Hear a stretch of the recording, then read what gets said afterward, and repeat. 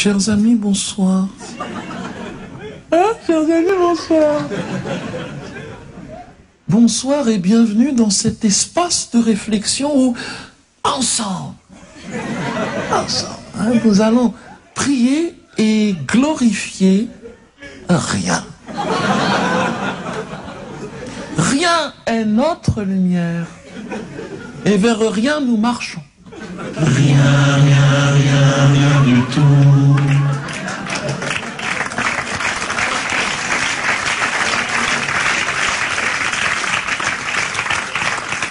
En vérité, je vous le dis, mes frères et mes sœurs,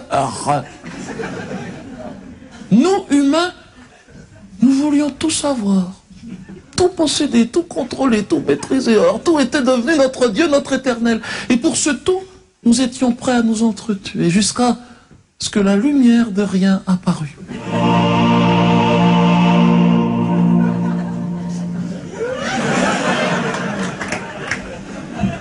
Lumière de rien, nous révélant ce tout qui n'était que vide, néant. Rien du tout. Ah, attendez que je fasse le signe. Sinon là, ça mène, ça mène à rien. Voilà quoi. Non, je n'oppose pas tout à rien. Qu'est-ce que tu racontes? Et comment le pourrais-je?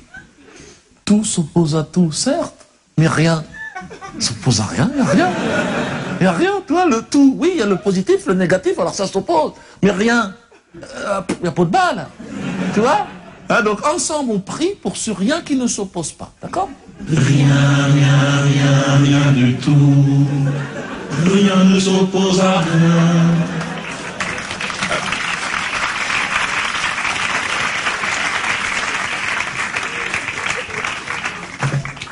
À présent, on va accueillir 5 nouveaux membres du grand mouvement vers rien. 5 nouveaux bons à rien. Quand la petite blague, là, la petite blague. Alors, on va accueillir tout de suite Rachid. Bonjour Rachid. Hein, assis-toi, je t'en prie Rachid. Hein, Rachid, comme son prénom l'indique, donc est originaire de Roubaix. Voilà, de Roubaix. Alors Rachid, raconte-nous comment tu en es venu à rien.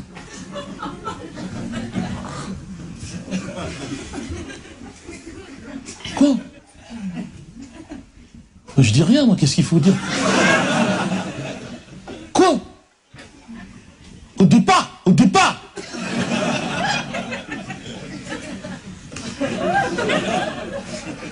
par rapport à de moi. Voilà, c'est tout. Voilà, j'ai grandi dans la tradition de mes parents, c'est tout. Ah non, la vérité, j'étais un bon musulman. Tout allait bien, chômage, galère, pas de meuf. Et c'est là, j'ai rencontré ma femme, quoi, Sarah, là. Vas-y, Sarah, parle à ma place, ça me saoule, l'autre. Voilà, c'est tout, c'est pour ça, voilà. Voilà, parce que elle est juive. Moi, je suis musulman. C'est ça au départ, la galère. Franchement, son père, il pouvait pas me voir, je te dis tout de suite. C'était un sioniste, son père. Moi, je le chauffais, tu sais, j'ai le t-shirt du Hamas, le kéfier et tout, j'étais là.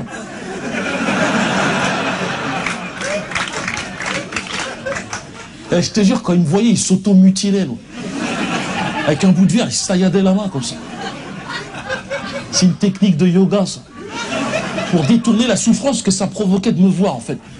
Et moi, je le chauffais, hein, Sarah, vas-y, chaque fois, tu sais, une fois à table, tu te souviens, là? Je te jure, on était un dimanche, on mangeait, tu sais, je faisais des bisous à Sarah pour le chauffer, l'autre. Vas-y, je t'aime bien, toi, Sarah. L'autre, je te jure, sous la table, il s'est cramé avec un briquet, quoi. Il avait une polaire, en plus, ça a pris feu, mort de rire. On l'a éteint avec le champagne, mort de rire. Si, j'étais mort de rire, Sarah. Non, mais là où c'est parti en live, non, la vérité, il faut parler la vérité. Eh, je te jure, c'est quand j'ai demandé la main de sa fille. Un jour, j'y suis allé, cash, hein. Tu sais, la djellaba, la beubare comme ça. Le pins, Cheikh Yassine, j'y suis allé comme ça. J'ai dit, hey, toi, vas-y, je vais épouser ta fille. De toute façon, tu veux pas, je la prends, ta fille. Je te jure, il m'a regardé comme ça. Pas un mot, hein. il est descendu dans son garage.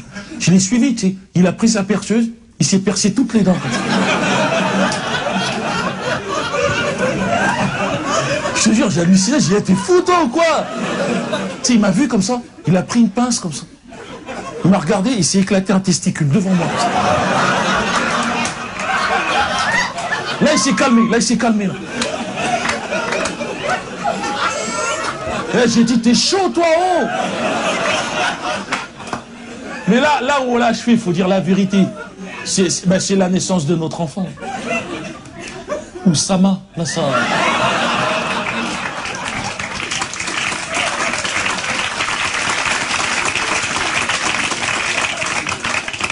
Oussama Nasrallah, j'ai l'impression. Il s'est tronçonné le corps à la maternité. Sur le parking, c'est dégueulasse, il y a des enfants qui ont vu ça. Pour ça, nous, après, on était obligés de s'enfuir, parce que les familles commençaient à s'entretuer. Hein. Non, après, ils se sont retournés contre nous, ils voulaient nous tuer tous.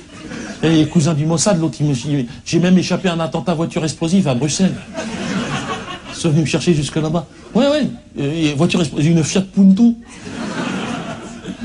Je me suis dit, ça peut pas exploser, une Fiat Punto. Il n'y a rien dans le sac, c'est de la merde, cette caisse. Et ben un matin, je mets les clés dedans, explosif. Je me suis retrouvé au fond d'un cratère de 5 mètres, le volant dans les mains, comme ça. Et Sarah, elle est arrivée, vas-y Sarah, raconte. Tu sais, elle m'a dit, ah, t'as rien? C'est là, j'ai dit, ah non, j'ai rien. Et c'est là, elle a commencé son délire, vas-y, t'es protégé par rien.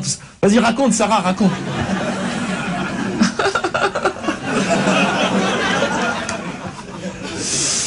Bon, donc je vais pas revenir, je dirais, sur le contexte familial. Je crois que tout le monde a bien compris. Là. Donc, voilà, nous avons été exclus tout à fait de nos familles, mais également, je dois dire, de nos religions. Hein, Rachid ne l'a pas dit, mais il a été démusulmanisé par sa famille. Et moi, j'ai été déjuivé par ma mère. Elle m'a déjuivé. Un matin, elle me dit, Sarah, faut que je te parle. Je dis, tiens, qu'est-ce qui se passe? Et c'est là qu'elle m'a dit, écoute, Sarah, j'ai bien réfléchi, je te déjuive. Donc j'ai dit, écoute, maman, on peut pas déjuiver quelqu'un comme ça. Il y a certainement une procédure. Et c'est là qu'elle m'a appris, voilà, que non, en tant que mère, j'ai droit de te juiver.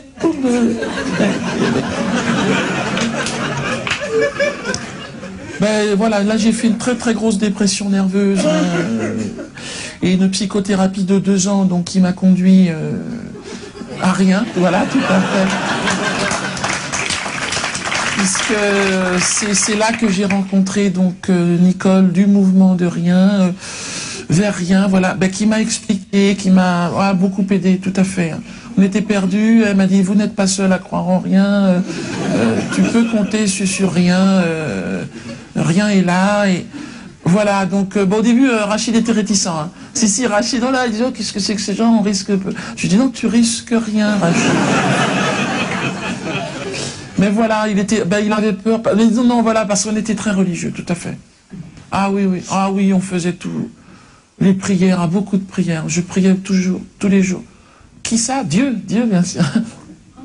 Qu'est-ce que je lui demandais? À Dieu, bonjour, enfin, tout ce qu'on demande. Voilà, qu'il me protège, moi et ma famille. Non, pas les autres. Mais voilà, je dirais, en retour de cette demande, on n'entendait rien. C'est ça qui m'a mis la puce à l'oreille quelque part. Puis quand j'ai appris qu'il y avait ce grand rassemblement là, Nicole, avec vous, le représentant de rien, là vraiment on a beaucoup de chance. Oui, enfin, je représente rien sur Terre, effectivement, mais comme tout le monde, hein, tu sais. Hein. Alors, tiens, on va enchaîner, bouge un peu. Merci pour sur ce témoignage formidable. Non, on va essayer d'aller un petit peu vite parce que malheureusement le local nous a été, la personne ne sait qu'on est là, donc on va vite. Alors, Christophe, bonjour Christophe. Alors viens. Oh Dieu, tu es grand, dis-moi. Hein, quand tu te dépluies, là, c'est la girafe là. Assis-toi. Donc tu es belge et toi tu veux rien. Raconte-nous. Je suis Christophe Vandernoot, je suis belge, je viens de Namur. Et j'ai grandi au Congo, mon père était coopérant à Kinshasa, Congo belge, 15 15 ans du Congo. Mon père était une véritable légende locale. Il se faisait appeler le Grand Batanga. Ce qui signifie en langage Bundenge chez les Mukuna, celui qui tire une seule balle. Il était capable de tirer un éléphant avec une seule balle. Enfin, je vous raconte cette histoire parce que, au moment de mourir, au moment où mon père était au plus mal à l'hôpital de Bruxelles, il m'a dit, viens là, mon chicon. Il m'a fait appeler, mon chicon, ouais, il m'a appelé, c'est un genre d'endive chez nous. Il m'a dit, viens là, mon con. D'ailleurs, à la fin, il m'appelait mon con. Il m'a dit, tu es grand maintenant. Tu as 40 ans, hein. Lui en avait 76. Il m'a dit, je vais te dire une chose. J'ai été Grand Batanga. Je dis, mais papa, tu es Grand Batanga, tu es vénéré en terre Bundenge. Là, il m'a giflé, il m'a dit, ferme-la de manière définitive. Il m'a dit, toutes ces histoires de Batanga, la vie, tout ça, mène à rien. Et là, ça m'est sorti, je dis, mais et le royaume de Belgique? Et là, il m'a dit, je te débelgise, abruti. Et il est mort sur ce mot. Ouais. C'est quelque chose quand même. Pardon. Excuse-moi, jamais. Je me souviendrai toujours de cette journée-là. Il pleuvait dehors, il y avait cette petite musique sur son transistor. Petit poney, je te grille tout petit poney, petit poney.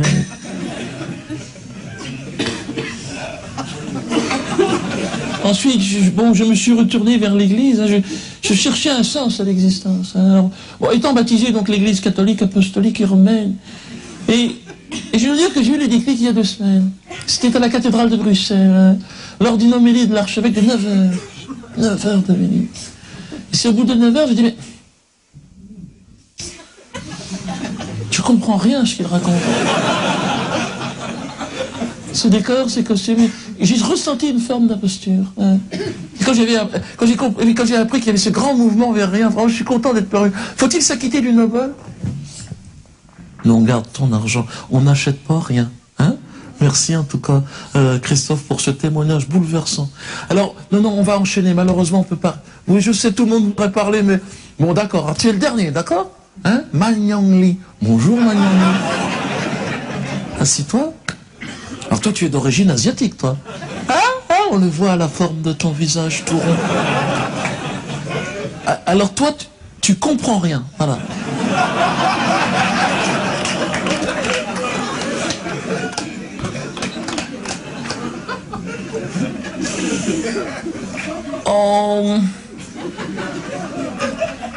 Chez nous,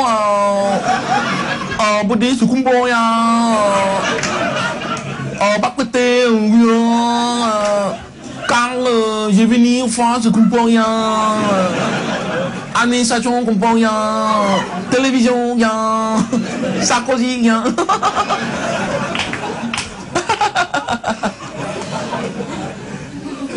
Je te confirme, on ne comprend rien ce que tu racontes. Hein? Merci en tout cas, Manyang Li, pour ce témoignage. Hein? Alors on va... Non, là on va arrêter malheureusement. Non, mais je sais tout le monde... D'accord, bah, tu es le dernier, oui, j'ai dit 5, d'accord. Hein? D'accord, toi tu es africain du moins. Ah, on le sent que tu es africain.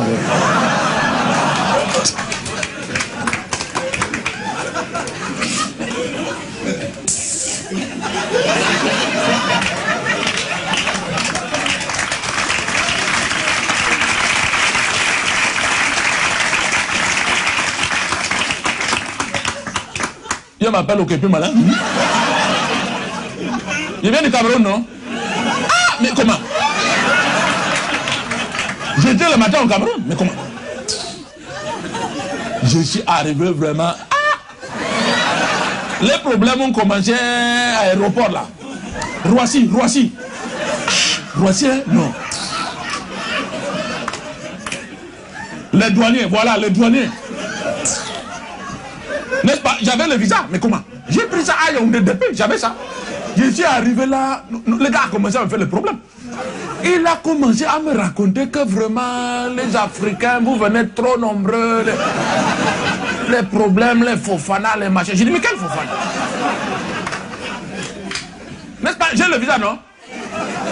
Quand toi-même tu vas aller au Cameroun, on va faire les problèmes comme ça. Non, mais comment?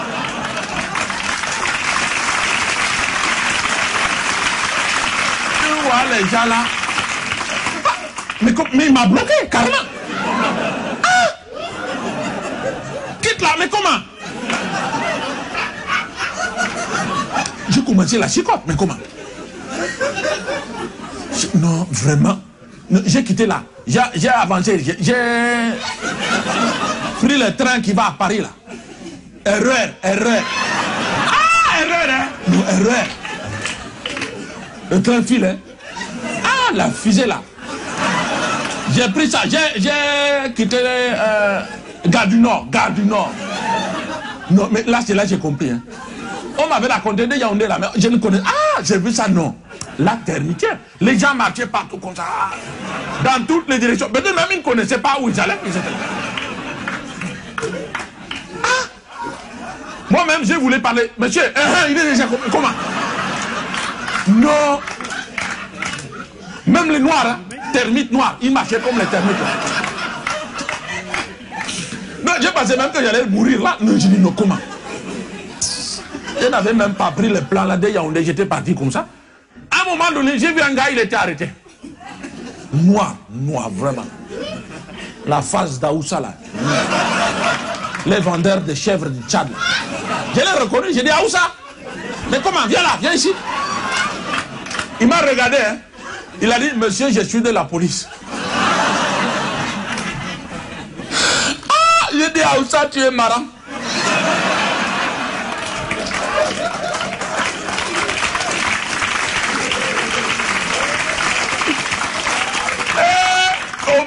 Tu crois que les blancs vont te laisser faire la police chez eux comme ça? Parce que tu as volé le costume. Ah! Le mec, lui, il n'a pas rigolé. Il n'a pas rigolé. Il m'a regardé comme ça. Il a dit, monsieur, présentation des papiers d'identité. Non, là, j'ai dit non. Est-ce que je vais donner mes papiers à un vendeur de chèvres?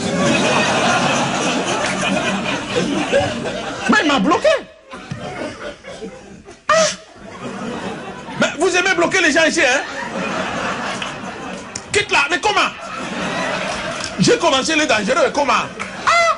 J'ai fait la chicotte. J'ai parti, j'ai quitté. J'ai quitté comme ça là. J'ai marché dans la termitière, vraiment, j'ai cherché quelqu'un. Mais les gens passaient, personne ne s'arrête. À un moment donné, j'ai vu un gars, non, bien, correct. Vraiment. Il se reposait sur les cartons. Je me suis assis, il sentait un peu fort, quoi.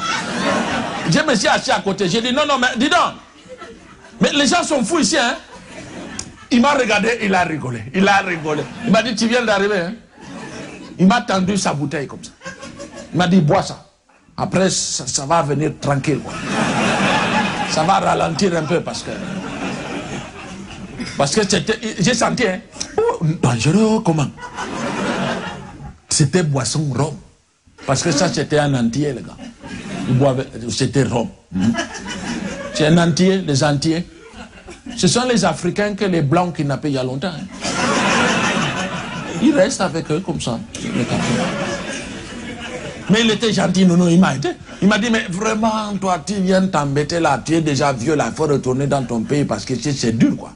J'ai dit, non, mais je vais retourner, n'est-ce pas? Je suis venu voir mon petit là, Dieudonné. Il connaissait Dieudonné, il a dit le comique là, que les blancs chicotent. J'ai dit oui. C'est le comique qui chicote.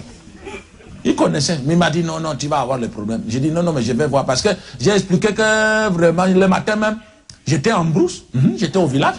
J'ai discuté même avec la forêt, avec les arbres. Moi, je parle avec les arbres. Qu'est-ce que c'est que cette histoire de communication avec les végétaux? Je comprends pas très bien là.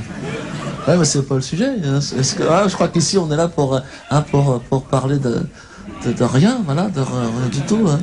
Ouais, mais ça c'est parce que tu es africain, ça. Ouais, tu es focalisé sur ton problème de noix de coco. Ah, mais non, mais tu as raison en même temps. Va, dans la rue, il y a des arbres, tu vas pouvoir finir cette conversation là, tranquillement. Non, mais il a raison. Merci, Képi. Hein. Il a raison d'ailleurs parce que J'espère, et vous êtes invités la prochaine fois à amener aussi vos végétaux, hein, vos plantes, hein, des fleurs. Ben oui, parce que c'est tout le monde du vivant, hein, qui doit se retrouver dans ce grand élan, hein, vers un rien. Donc on va se retrouver un peu plus tard, hein, dans un espace, je l'espère, un peu plus grand, parce qu'on est un peu serré là. Ah, ouais, bah oui, hein, c'est ah bah ouais, nous sommes de plus en plus nombreux. Le mouvement reconnaît un succès vraiment phénoménal. En 15 jours, on a doublé. Ben oui, parce que et nous le savons bien, tous ceux qui sont ici, hein, hier encore, nous étions, hein, tous, voilà, chrétiens, musulmans, juifs, hein, bouddhistes, orthodoxes. Hein, nous savons bien que toutes ces différences, toutes ces frontières, hein, nous ont conduit à rien du tout. Rien du tout.